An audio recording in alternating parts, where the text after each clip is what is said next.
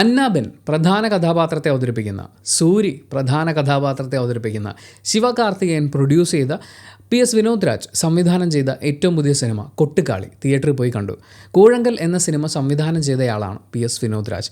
അദ്ദേഹത്തിലെ സംവിധായകനെ celebrate ചെയ്യാൻ വേണ്ടിയാണ് ഈ സിനിമ എടുക്കുന്നത് എന്ന് പ്രൊഡ്യൂസർ ശിവകാർത്തികേയൻ ഇതിൻ്റെ ട്രെയിലർ ലോഞ്ചിലോ മറ്റോ വെച്ച് പറഞ്ഞിട്ടുണ്ടായിരുന്നു. അത് ശരിക്കും സിനിമയിൽ കാണാനുണ്ട്. ഞാൻ വളരെയധികം എൻജോയ് ചെയ്ത് കണ്ട സിനിമയാണ് കൊട്ടുകാളി. അതിൻ്റെ ലാസ്റ്റ് പോർഷനിലേക്ക് വരുമ്പോൾ, പ്രത്യേകിച്ച് അതിൻ്റെ ക്ലൈമാക്സ്, ആ എൻഡിങ്, ആ രീതിയിൽ മാത്രമാണ് എനിക്ക് ചെറിയൊരു വിയോജിപ്പ് പോലെ ഫീൽ ചെയ്തതെന്ന് പറയാം. അതുവരെ ഞാൻ വളരെയധികം എൻജോയ് ചെയ്തു. തിയേറ്ററിൽ എൻ്റെ തൊട്ടടുത്തൊരു ഫാമിലിയാണ് ഉണ്ടായിരുന്നത്. എൻ്റെ ഏറ്റവും അടുത്തിരുന്നത് അതിലെ വളരെ യങ് ആയിട്ടുള്ളൊരു മെമ്പറാണ്. അവൻ ഇടയ്ക്ക് ഇങ്ങനെ അച്ഛനോട് ചോദിക്കുന്നുണ്ട്, അപ്പോൾ അതെന്നാ ഇതെന്നാ. തമിഴ് ഫാമിലിയാണ്. അപ്പോൾ അദ്ദേഹം വളരെ ശാന്തനായിരുന്നു, സമാധാനമായിരുന്നു. ഇവനിത് എക്സ്പ്ലെയിൻ ചെയ്ത് കൊടുക്കുന്നുണ്ട്. ഈ സിനിമയുടെ ഏറ്റവും വലിയ പ്രത്യേകത എന്ന് പറയുന്നത് ഇതിന് ബാക്ക്ഗ്രൗണ്ട് സ്കോർ ഇല്ല.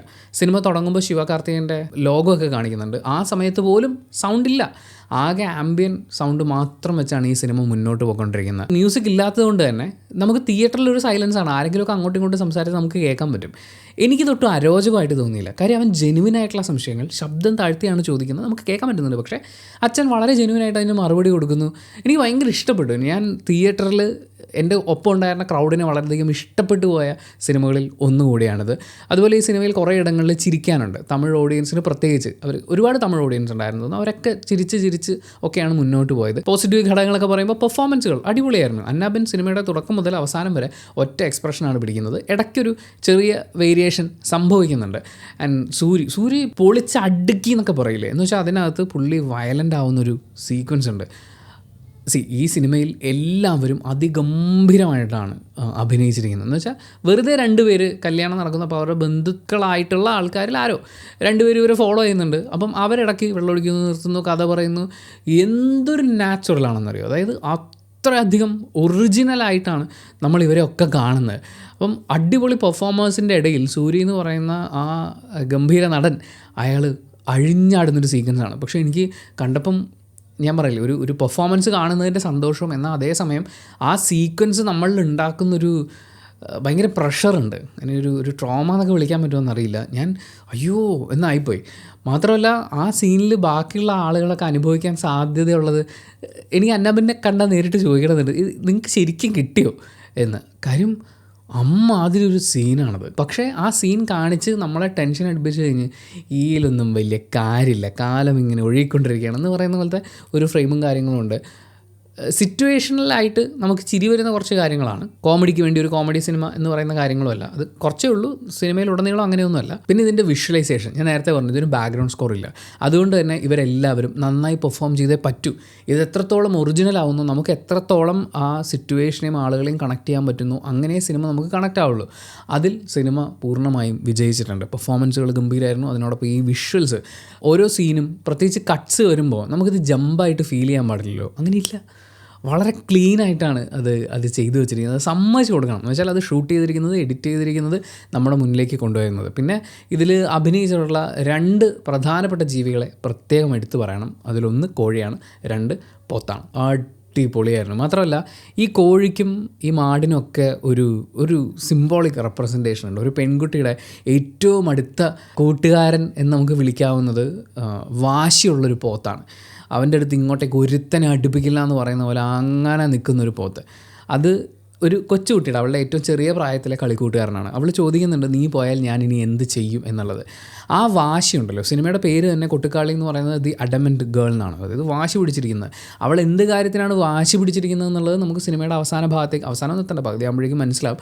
അപ്പോൾ ആ ഒരു ഗ്രോത്തിൽ ഈ മാടിനെ അവിടെ കൊണ്ട് പ്ലേസ് ചെയ്തിരിക്കുന്നത്, കാര്യം കുട്ടിക്കാലത്ത് വാശി എന്ന് പറയുന്ന, അല്ലെങ്കിൽ ഇഷ്ടമുള്ളത് ചെയ്യാൻ, തനിക്ക് വിശ്വാസമുള്ള ഉറപ്പുള്ള കാര്യം ചെയ്യാൻ ആ പെൺകുട്ടിക്കുള്ള സ്വാതന്ത്ര്യത്തിനെ ആ മാട് റെപ്രസെൻറ്റ് ചെയ്യുന്നു എന്ന് എനിക്ക് തോന്നി. നീ പോയാൽ നിന്നെ വിറ്റ് കളയുമെന്നാണ് അച്ഛൻ പറഞ്ഞിരിക്കുന്നത്. അതും നാട്ടുകാരുടെ സന്തോഷത്തിന് വേണ്ടിയിട്ടെന്ന്. അത് ഭയങ്കര സീനായിരുന്നു. എന്ന് വെച്ചാൽ കുഞ്ഞ് സീൻ, നമുക്ക് ചുമ്മാ നേരെ കണ്ടുകൊണ്ടിരിക്കാം. പക്ഷേ അതിൻ്റെ ഇന്നർ മീനിങ് ലെയേഴ്സൊക്കെ ആലോചിച്ച് പോകുമ്പോൾ അയ്യോ ഒരു രക്ഷയില്ല. എന്ത് ഗംഭീരമായിട്ടാണ് ഒരു വലിയ സോഷ്യൽ സ്ട്രക്ചറിനെ അയാൾ സ്ക്രീനിൽ കൊണ്ടുപോയെന്നറിയോ. മാത്രമല്ല ആ കോഴി അതിനൊരു കല്ലിൽ കെട്ടിയിട്ടിരിക്കുകയാണ്.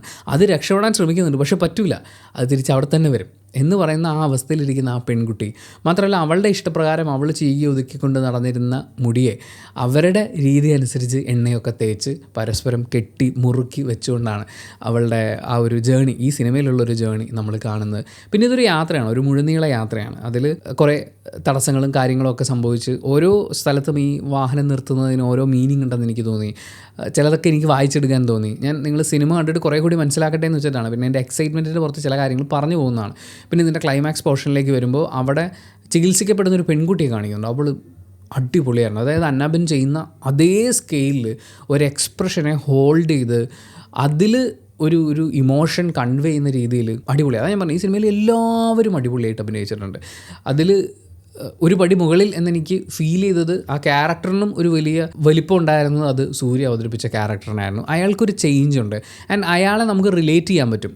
അതായത് ഇതെൻ്റെ അവകാശമാണ് എന്ന് ചിന്തിക്കുന്ന, എനിക്കിതൊക്കെ ചെയ്യാൻ പറ്റും എന്നൊക്കെ കരുതുന്ന ദേഷ്യക്കാരനായിട്ടുള്ള കോവക്കാര പുരുഷൻ എന്നൊക്കെ പറയുന്ന അങ്ങനത്തെ ഒരു സാധനം ഉണ്ടല്ലോ, അത് സൂര്യയുടെ ക്യാരക്ടറിലുണ്ട്. അതിൻ്റെ ഒരു ചേഞ്ചും അങ്ങനത്തെ കുറേ കാര്യങ്ങൾ നമുക്ക് സിനിമയിൽ കാണാനുണ്ട്. ഈ സിനിമ എനിക്ക് തോന്നുന്നു നമ്മളെക്കാൾ കൂടുതൽ ശരിക്കും കണക്റ്റ് ആവാൻ പോകുന്നത് തമിഴ് ഓഡിയൻസിന് തന്നെയാണ്. കാരണം അവിടുത്തെ ഒരു കൾച്ചറൽ സാധനത്തിനെയാണ് ഈ സിനിമയിൽ എടുത്തു വച്ചിരിക്കുന്നത്. മുറൈമാമൻ എന്ന് പറയുന്നത്, അതായത് ഒരു പെൺകുട്ടി ജനിക്കുമ്പോൾ തന്നെ അവൾക്ക് വിവാഹം കഴിക്കാനുള്ള ആളെ ഫിക്സ് ചെയ്ത് വെച്ച് തന്നെ സംഭവിക്കുന്നു എന്ന് പറയുന്ന ആ ഒരു രീതിയിലാണ്. അതായത് അമ്മയുടെ സഹോദരനെ വിവാഹം കഴിക്കേണ്ടി വരുന്ന പെൺകുട്ടി, ആ ഒരു കൾച്ചർ അത് ആദ്യമേ മനസ്സിലാവുന്നുണ്ടെങ്കിലും അത് ഈ കൾച്ചറിൽ എത്ര ഡീപ്പായി പതിഞ്ഞിട്ടുണ്ടെന്നും ഏറ്റവും പുതിയ ജനറേഷൻ സെലിബ്രേറ്റ് ചെയ്യുന്ന പാട്ടുകളിൽ പോലും ആ മെസ്സേജ് അവർ ഇൻവോൾവ് ചെയ്യിക്കുന്നുണ്ട് എന്ന് പറയുന്നതുമായ ഒരു പക്ഷേ ഭീകരമെന്ന് പറയാവുന്ന ഒരു കാര്യത്തിനെ അതും കൂടി മനസ്സിലാക്കി നിങ്ങൾക്ക് ഈ സിനിമ കാണാൻ പറ്റുകയാണെങ്കിൽ ദിസ് ഈസ് സംതിങ് എൽസ്.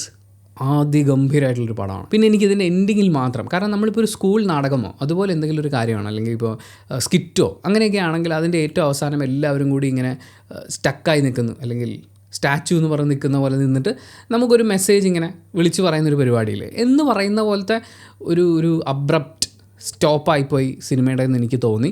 പക്ഷേ ആ അബ്രപ്റ്റ് ആവുന്ന സിറ്റുവേഷനിലുണ്ടാവുന്ന ഡിസ്റ്റർബൻസുമായി ഓഡിയൻസ് പുറത്തേക്ക് ഇറങ്ങിക്കോട്ടെ എന്ന് വിചാരിച്ചിട്ടാവാം ഇങ്ങനെ ഒരു കൾച്ചറൽ ബാക്ക്ഗ്രൗണ്ട് ഉള്ള ആളുകൾക്ക്, മുറൈമാമൻ ഫാമിലി, കല്യാണം, അതിൻ്റെ പേരിൽ പെൺകുട്ടിക്ക് നഷ്ടപ്പെടുന്ന അവളുടെ സ്വപ്നങ്ങൾ, ജീവിതം എന്ന് പറയുന്ന കാര്യങ്ങളെ ഒരുപാട് കാലങ്ങളായി കണ്ടുകൊണ്ടിരിക്കുന്ന ആളുകൾക്ക് ഒരുപക്ഷെ ആ ഡിസ്റ്റർബൻസിൽ നിന്ന് എന്തെങ്കിലും സ്വീകരിക്കാൻ കുറേ കൂടി പറ്റുമായിരിക്കും. പക്ഷേ അതല്ലാത്ത ഒരാൾക്ക് എത്രത്തോളം അത് റിലേറ്റ് ചെയ്യാൻ പറ്റുമെന്ന് എനിക്കറിയില്ല. ബട്ട് സ്റ്റിൽ ആ ഒരു കുഞ്ഞു കാര്യത്തിനെ മാറ്റി നിർത്തി കഴിഞ്ഞാൽ സിനിമ എനിക്കൊരു വലിയ സംഭവമായിട്ട് തന്നെയാണ് ഫീൽ ചെയ്തത്.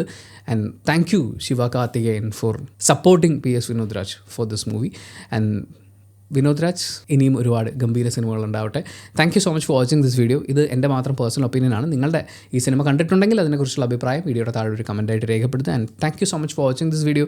വീഡിയോ ഇഷ്ടപ്പെട്ടാൽ ലൈക്ക് ചെയ്യുക, കമൻറ്റ് ചെയ്യുക, ഷെയർ ചെയ്യുക, സബ്സ്ക്രൈബ് ചെയ്യുന്ന കാര്യം പരിഗണിക്കുക.